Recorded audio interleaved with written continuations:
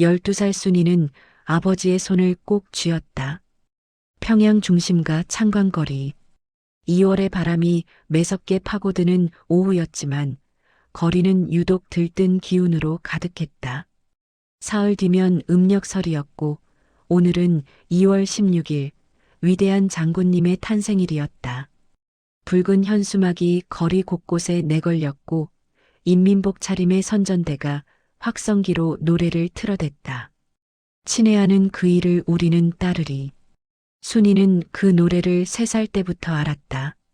아버지, 저기 봐요.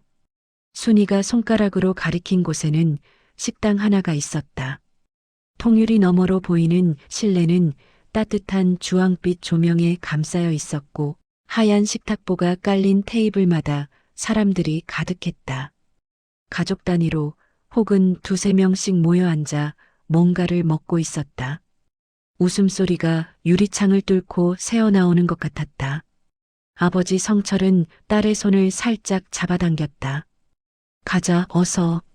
아버지, 우리도 저기서 먹으면 안 돼요? 명절인데. 성철은 말이 없었다. 시선이 한 번 식당 유리창 쪽으로 흘렀다가 돌아왔다. 그의 손이 딸의 손을 조금 더 세게 쥐었다. 오늘은 집에서 먹는 거야. 엄마가 만두 빚어놨잖아. 순이는 더 조르지 않았다. 12살이면 뭔가를 눈치챌 나이였다. 아버지의 손이 왜 잠깐 딱딱해졌는지, 왜 목소리가 살짝 낮아졌는지. 그녀는 아버지 손을 놓지 않은 채 그냥 따라 걸었다. 성철은 평성에서 평양으로 올라온 지 7년째였다. 공식적으로는 건설 지원 노동자였지만 실제로는 이것저것 손 닿는 일을 했다. 자재 옮기기, 창고 정리, 시장 리어카 끌기. 하루 일당은 날씨와 운에 따라 달랐다. 좋은 날은 6,000원, 나쁜 날은 2,000원. 한 달을 꼬박 일해도 12만 원을 넘기기 어려웠다. 식당에서 국수 한 그릇에 7만 원이라는 얘기는 시장 안악들한테서 들었다. 고기 한 점 올려서 세 식구가 앉으면 20만 원. 성철은 그 숫자를 들은 날 밤 천장을 한참 바라보다 잠들었다. 창광거리를 벗어나 골목으로 접어들수록 풍경이 달라졌다. 통유리 식당은 없었다. 노점에서 파는 두부 한 모, 비닐봉지에 담긴 튀김, 솥에서 막 퍼낸 강냉이밥 냄새. 여기가 성철의 세계였다. 집은 낡은 아파트 4층이었다. 계단에 전등이 없어서 어두운 복도를 손으로 벽을 짚으며 올라가야 했다. 문을 열자 안에 옥난이 만두를 빚다가 고개를 들었다. 왔어요? 어머, 순이야, 오늘 많이 걸었겠다. 엄마, 창광거리 식당에 사람 엄청 많았어. 우리도 거기 가면 좋겠다. 옥난의 손이 잠깐 멈췄다가 다시 움직였다. 만두피를 꼼꼼히 오므리면서 자연스럽게 말했다. 우리 집 만두가 더 맛있어. 엄마 솜씨가 얼마인데. 성철은 방 한쪽에 가방을 내려놓고 앉았다. 난로에 연탄이 타고 있었다. 연탄 한 장이 요즘 얼마인지도 알았다. 아는 것이 많을수록 마음이 무거웠다. 명절 상에 오른 것은 만두, 두부조림, 시래기국이었다. 순이는 맛있다고 했고 성철도 맛있다고 했다. 그것은 사실이기도 했고 사실이어야만 했다. 밤이 깊어 순이가 잠들고 나서 성철과 옥나는 낮은 목소리로 이야기를 나눴다. 장마당에서 들었는데 이웃집 철호 씨네는 오늘 식당 갔다고 하더라고요. 철호 씨가요? 그이 아내가 천장사 한다잖아요. 요즘 잘 된다고. 성철은 아무 말하지 않았다. 우리도 뭔가 해야 하지 않을까요? 이렇게만 하다가는 내가 알아서 해. 옥나는 더 말하지 않았다. 연탄난로 불꽃이 바람에 조금 흔들렸다. 다음 날 아침 성철은 일찍 나갔다. 평소보다 2시간 이른 시각이었다. 그가 향한 곳은 통일거리 시장 근처였다. 시장 어귀에서 아는 사람을 만나기로 했다. 강영감이라고 환갑이 넘은 사람인데 시장에서 오래 굴러온 사람이었다. 강영감은 요즘 쌀 도매 쪽으로 손을 대고 있었다. 왔나? 앉아봐. 천막 아래 간이의자에 마주 앉았다. 강영감이 종이컵에 옥수수차를 따라줬다. 자네가 하고 싶다는 게 뭔데? 작게라도 뭔가 하고 싶습니다. 자재 나르는 건 몸이 버텨줄 때뿐이고요. 뭐가 있겠어. 요즘 식료품 쪽이 괜찮아. 특히 명절 지나고 나서 기름이나 고추 같은 것들. 미천이 없습니다. 강영감이 차를 한 모금 마셨다. 미천 없이 시작하는 방법이 있긴 해. 대신 몸으로 때워야 하는 거야. 새벽에 물건 받아서 시장 이쪽 저쪽 분배하는 일. 수수료로 조금씩 모아가는 거야. 성철은 잠시 생각했다. 해보겠습니다. 강영감이 빙긋 웃었다. 주름 깊은 얼굴이었다. 허허. 그런 눈빛이 있는 사람이 왜 이제야 찾아왔어. 그날 저녁 성철이 집에 돌아왔을 때 순이가 공부를 하고 있었다. 교과서를 펴놓고 뭔가를 적는 중이었다. 아버지, 내일 학교에서 명절 글짓기 발표한대요. 그래, 뭘 쓸 건데? 순이가 잠깐 망설이더니 공책을 들어 보였다.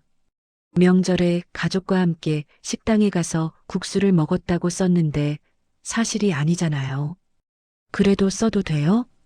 성철의 가슴 어딘가가 조용히 뜨거워졌다. 그는 딸 옆에 앉았다. 순이야. 네. 사실대로 써. 만두 먹었다고. 엄마가 빚어준 만두. 그거 쓰면 애들이 웃을 것 같아서요. 웃으면 어때? 진짜가 더 좋은 거야. 순이는 잠시 공책을 내려다보다가 연필을 들었다. 그리고 지우개로 앞에 쓴 것을 지웠다. 사각사각 소리가 났다. 설 당일 평양 창광거리의 식당들은 전날부터 예약이 가득 찼다. 그중 한 곳, 향상관은 이 거리에서도 비교적 이름이 알려진 식당이었다. 냉면과 온반, 고기 요리를 파는 곳으로 주방장이 함흥 출신이라 국물 맛이 남다르다는 소문이 있었다. 통유리 창문 너머로 보이는 조명은 저녁이 되면 더욱 따뜻하게 빛났다.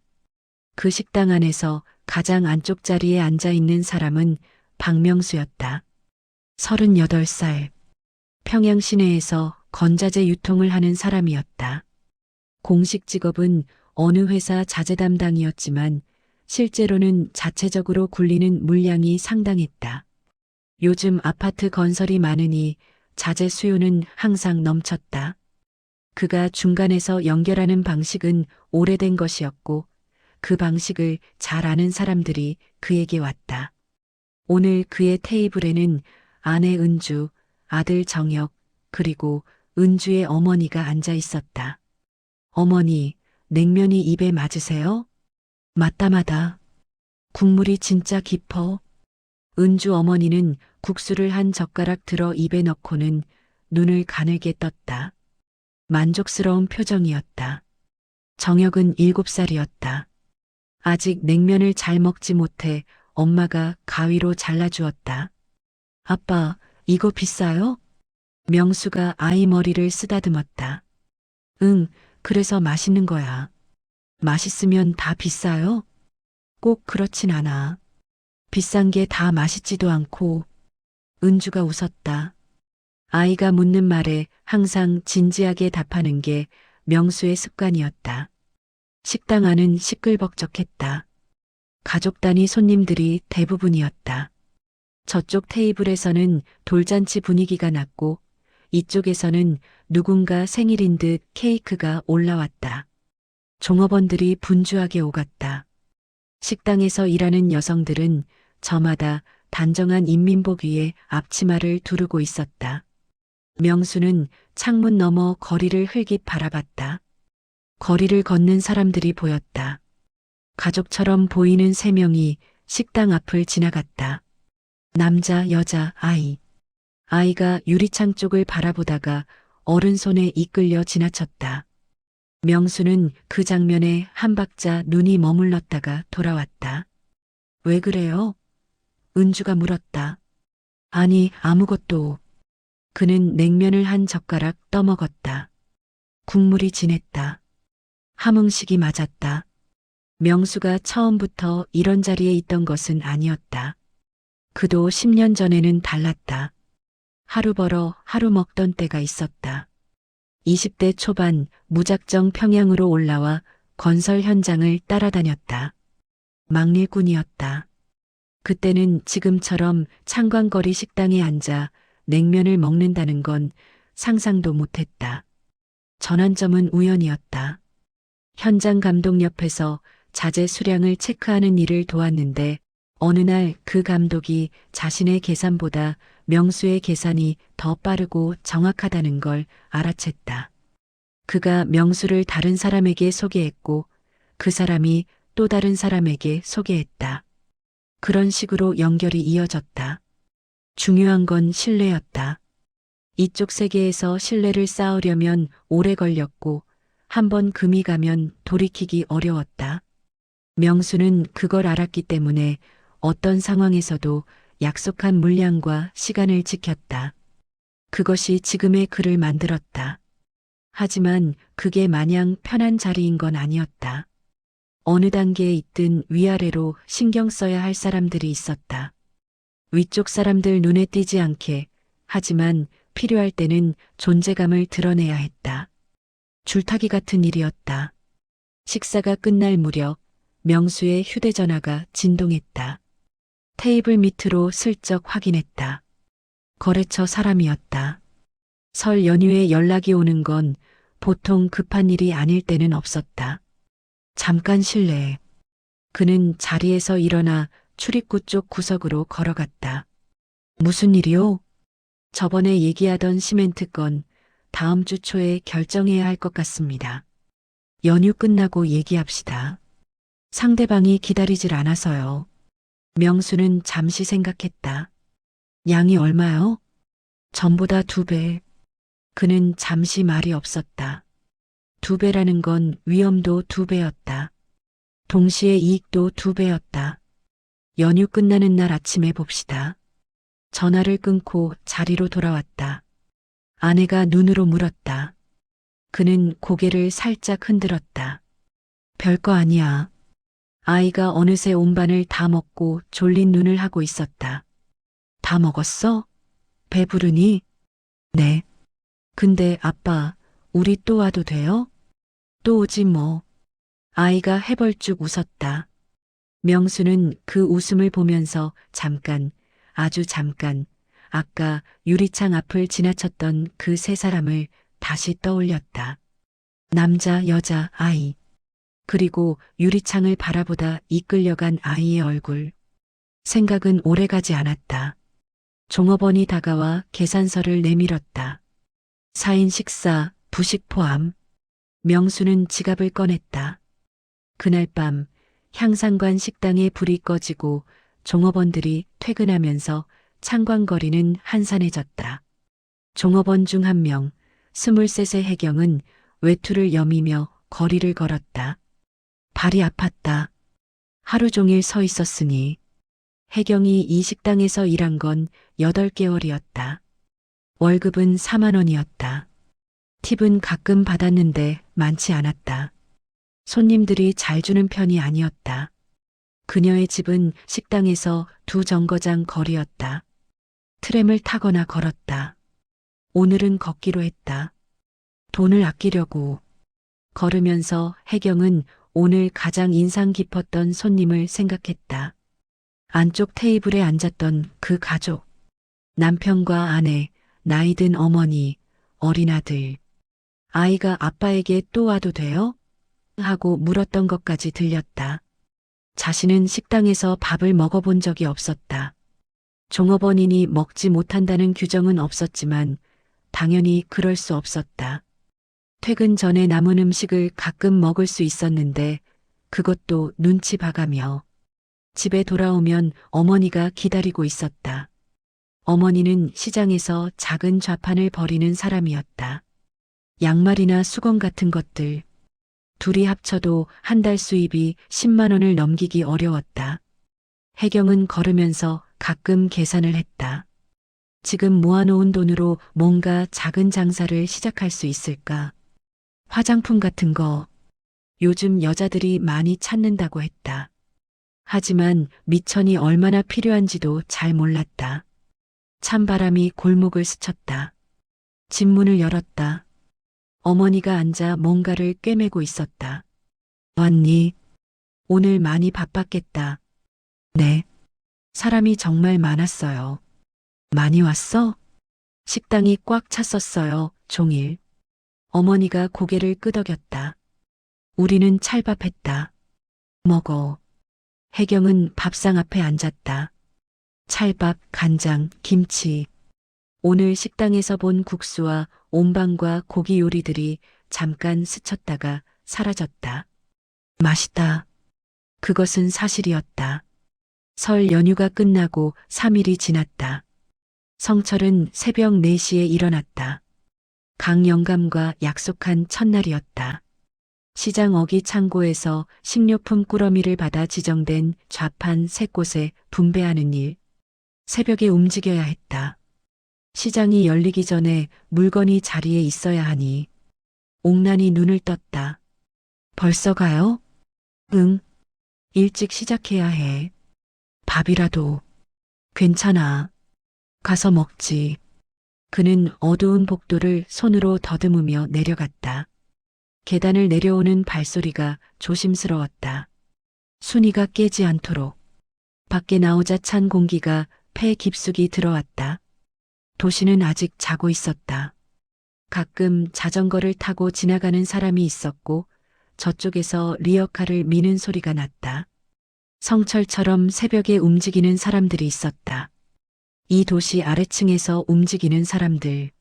낮에 화려한 창광거리를 채우는 것들이 실은 이 새벽 사람들의 손에서 시작된다는 걸 아는 사람은 많지 않았다. 창고는 시장 뒤쪽 골목에 있었다. 강영감이 이미 나와 있었다. 왔나? 빠르구만. 서둘렀습니다. 오늘 분량은 이거야. 3곳에 나눠서 지도 여기. 손으로 그린 약도를 받았다. 식용유, 고추, 소금, 설탕. 명절 지나고 나면 이런 것들 수요가 다시 오른다고 강영감이 설명했다. 성철은 리어카에 짐을 실었다. 묵직했다. 새벽 거리를 리어카를 끌고 걸었다. 첫 번째 좌판. 아주머니가 쪼그리고 앉아 기다리고 있었다. 왔어요? 강영감 사람이에요? 네. 고맙소.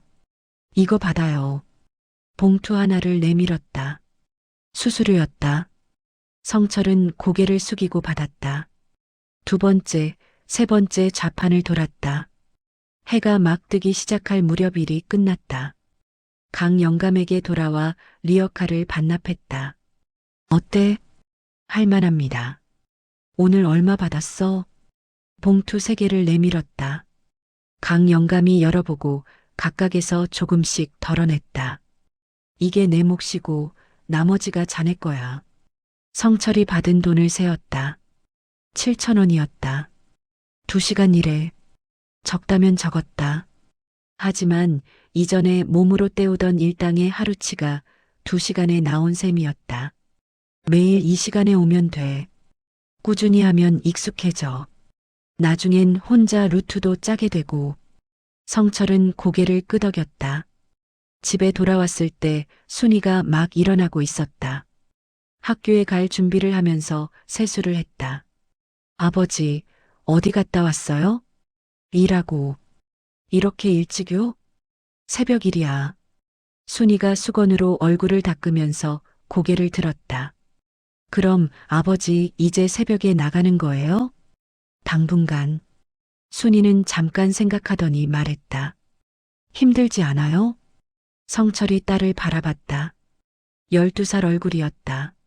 하지만 물어보는 방식이 어른 같았다. 괜찮아. 저도 커서 일 도울게요. 공부나 잘해. 공부도 하고 일도 도울게요. 성철은 그 말에 별 대꾸를 하지 않았다. 하지만 손을 들어 딸 머리를 한번 쓰다듬었다. 순이가 찡긋 웃었다. 그날 오후 시장 안에서 성철은 뜻밖의 장면을 목격했다. 리어카를 끌고 시장을 지나가던 중이었다. 저쪽 쌀 좌판 앞에서 중년 여성과 종업원처럼 보이는 젊은 여성이 이야기를 하고 있었다. 가격을 놓고 흥정하는 것 같았다. 그런데 흥정이 길어지자 젊은 여성이 쌀 봉지를 도로 내려놓았다. 사지 않고 돌아서는 것이었다. 성철은 그냥 지나쳤다. 시장에서 흔한 장면이었다. 하지만 그 젊은 여성의 뒷모습이 어딘지 눈에 밟혔다. 옷차림이 식당 종업원 같았다. 앞치마 끈이 등 뒤로 묶여 있었다. 혜경은 퇴근길에 시장을 들렀다. 어머니한테 쌀 한 봉지만 더 사다 달라는 부탁을 받았다. 봉지 하나에 3만 원이었다. 오늘 수중에 있는 돈이 2만 5천 원이었다. 5천 원이 부족했다. 좌판 아주머니에게 내일 갖다 드리겠다고 했지만 아주머니가 곤란하다는 표정을 지었다. 명절 지나고 나서 미수가 워낙 많다는 것이었다. 혜경은 쌀 봉지를 내려놓고 돌아섰다. 집에 오는 길이 유독 멀게 느껴졌다. 어머니한테 뭐라고 할까? 사실대로 말해야 했다. 5천 원이 없었다고. 하지만 그 말을 꺼내기가 이상하게 무거웠다. 5천 원이 없다는 말이 왜 이렇게 무거운지. 골목을 걷다가 작은 슈퍼 앞에서 멈췄다. 유리창에 자신이 비쳤다. 앞치마를 아직 두르고 있었다는 걸 그제야 알았다. 앞치마를 풀어 가방에 넣었다. 그리고 다시 걸었다. 강 영감의 창고 옆 골목에는 작은 노점이 하나 있었다. 국수를 파는 노점이었다. 솥에 국물을 끓이면서 그릇에 담아주는 방식. 자리도 없었다. 서서 먹거나 들고 걸어가거나. 한 그릇에 2천 원이었다. 성철은 일이 끝난 후 거기서 국수를 한 그릇 먹었다. 뜨거운 국물이 위로 들어갔다. 고기는 없었다. 국수 면발에 파 조금, 소금 간. 그게 전부였다. 하지만 뜨거웠다. 그리고 배가 찼다. 국수를 먹으면서 성철은 순이가 했던 말을 떠올렸다. 저도 커서 일 도울게요. 12살이 그런 말을 했다. 그 아이가 언젠가 창광거리 식당에 들어가서 7만 원짜리 국수를 먹는 날이 올 수 있을까? 아니면 그게 중요한 게 아닐 수도 있었다. 식당 국수가 더 맛있는 건 아니니까. 비싼 게 다 맛있는 건 아니라고 명수도 성철도 서로 모르면서 같은 말을 했다. 솥 앞에서 노점 주인 할머니가 국물을 저었다. 맛있어요? 네, 맛있습니다. 명절 지나고 나서 손님이 줄었어. 식당들 때문에. 그래도 여기 오는 사람들 있잖습니까? 있지. 나 같은 데 오는 사람들이 있어야 나도 먹고 사는 거야. 할머니가 소리 없이 웃었다. 성철도 웃었다. 그로부터 보름이 지났다. 순이가 학교에서 글짓기 발표를 했다. 명절에 엄마가 만두를 빚었다. 아버지가 새벽 일을 나간다. 집이 따뜻했다. 나는 커서 부모님을 돕고 싶다. 선생님이 조용히 읽더니 말했다. 아주 진솔하게 썼구나. 웃는 아이는 없었다. 혜경은 그날 퇴근길에 시장을 다시 들렀다. 이번엔 쌀을 샀다. 어제 급여에서 5천 원을 아꼈다. 아점을 굶었다. 쌀 봉지를 들고 골목을 걸어가다가 노점 국수 냄새를 맡았다. 솥에서 올라오는 김이 골목에 퍼졌다. 발이 저절로 멈췄다. 지갑을 열었다. 2천 원이 있었다. 잠깐 서 있다가 들어갔다. 국수 하나요. 뜨거운 그릇을 받았다. 서서 먹었다. 고기는 없었다. 파 조금, 소금 간. 첫 숟갈을 떴을 때 이상하게 눈물이 날 것 같았다. 그런데 나지는 않았다. 다 먹었다. 2천 원짜리 국수였다. 그리고 그것으로 충분했다. 창광거리의 통유리 식당들은 오늘도 환하게 불을 켜고 있었다. 그 안에서 누군가는 7만 원짜리 국수를 먹고 가족과 웃고 아이가 또 와도 돼요? 하고 묻는다. 유리창 밖에서 누군가는 그 안을 한번 바라보다가 걸음을 옮긴다. 새벽에 누군가는 리어카를 끌고 도시를 돌고 어두운 계단을 손으로 더듬고 2,000원짜리 국수 한 그릇으로 하루를 시작한다. 같은 도시 안에서 같은 날, 같은 명절. 국수는 어디서나 국수였다. 뜨겁고 배가 찼다. 다만 그 무게가 달랐다. 7만 원의 무게와 2천 원의 무게는 같은 한 그릇 안에 있었지만 그것을 드는 손의 무게는 달랐다. 그리고 그 달라진 무게 사이에서 평양의 겨울은 조용히 지나가고 있었다. 누군가의 새벽은 또 시작될 것이고 누군가의 불은 오늘도 꺼지지 않을 것이다. 창광거리에도 어두운 골목에도 이 도시는 그렇게 서로 다른 온도로 살아가고 있었다.